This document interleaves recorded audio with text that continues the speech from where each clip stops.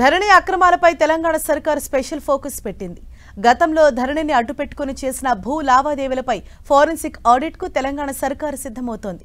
త్వరలోనే ప్రారంభం కానున్న ఈ ఫోరెన్సిక్ ఆడిట్ తో ధరణిలో జరిగిన భూదందాలు, అక్రమార్కుల చిట్టాను బట్టబయలు చేయాలని సర్కార్ భావిస్తోంది.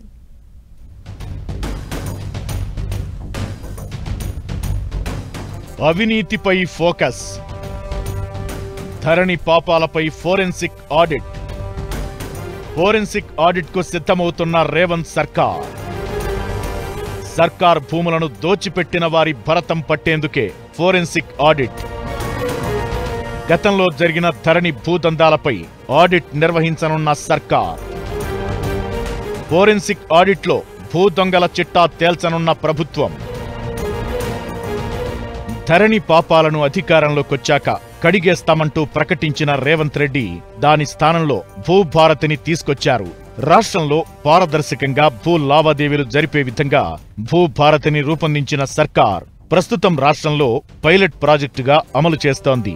మొదటి దశలో జనగాం, సంగారెడ్డి, నారాయణపేట్, నిర్మల్ జిల్లాల్లోని 4 మండలాల్లో అమలు చేసింది. దీనిపై ప్రజల్లో మరింత అవగాహన కల్పించేందుకు 28 మండలాల్లో భూభారతి సదస్సులు నిర్వహిస్తోంది.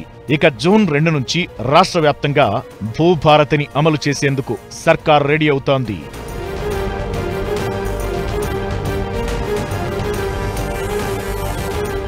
ఒకవైపు భూభారతిని అమలు చేస్తూనే మరోవైపు గత ప్రభుత్వ హయాంలో జరిగిన ధరణి అక్రమాలపై రేవంత్ సర్కార్ స్పెషల్ ఫోకస్ పెట్టింది. ధరణిని అడ్డుపెట్టుకుని గతంలో అనేక అక్రమాలు జరిగాయని ఆరోపణలు రావడంతో ఆ అక్రమాల చిట్టా విప్పాలనే సర్కార్ డిసైడ్ అయింది. ఇందులో భాగంగా ఫోరెన్సిక్ ఆడిట్ నిర్వహించాలని రేవంత్ సర్కార్ నిర్ణయం తీసుకుంది. దీని ద్వారా గతంలో డిజిటల్ ట్రాన్సాక్షన్ రూపంలో జరిగిన అక్రమ లావాదేవీల గుట్టు విప్పనుంది సర్కార్. దీనికోసం ఫోరెన్సిక్ ఆడిట్ నిర్వహణలో దేశవ్యాప్తంగా గుర్తింపు ఉన్న పుణె, బెంగళూరు, కేరళలోని సంస్థలతో సర్కార్ సంప్రదింపులు జరుపుతున్నట్టు తెలుస్తోంది. వీటిలో రెప్యుటేషన్ ఉన్న సంస్థకు ఫోరెన్సిక్ ఆడిట్ బాధ్యతలను సర్కార్ కట్టబెట్టనుంది. దీనిపై ప్రస్తుతం కసరత్తు తుది దశకు చేరినట్లు టాక్ వినిపిస్తోంది.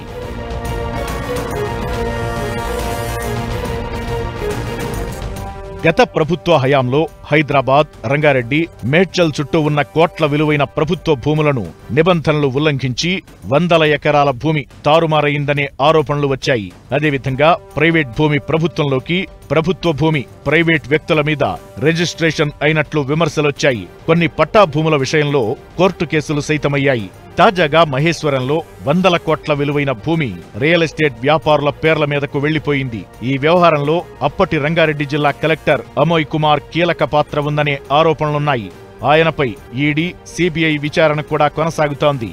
ఇలా ఈ ఒక్కచోటే కాకుండా వేల కోట్ల విలువైన భూములు ధరణిని అడ్డుపెట్టుకుని కొందరు అధికారులు కాజేసినట్లు ఆరోపణలున్నాయి. వీటన్నింటిపై అసలు విషయం బయటకు తీసేందుకు ఫోరెన్సిక్ ఆడిట్ నిర్వహించాలని ప్రభుత్వం డిసైడ్ అయింది.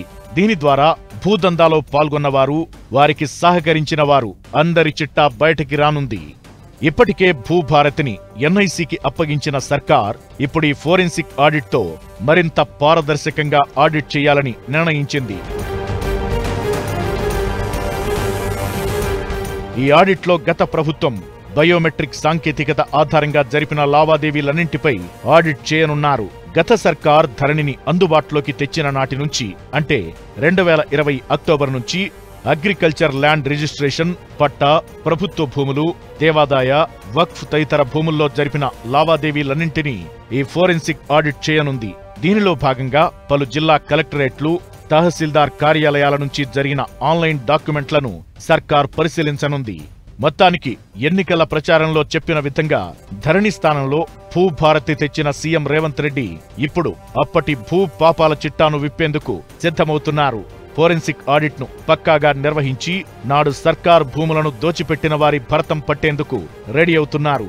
ఇదే జరిగితే ఈ ఫోరెన్సిక్ ఆడిట్ రాష్ట్రంలో మరింతగా రాజకీయ ప్రకంపనలు రేపనుంది.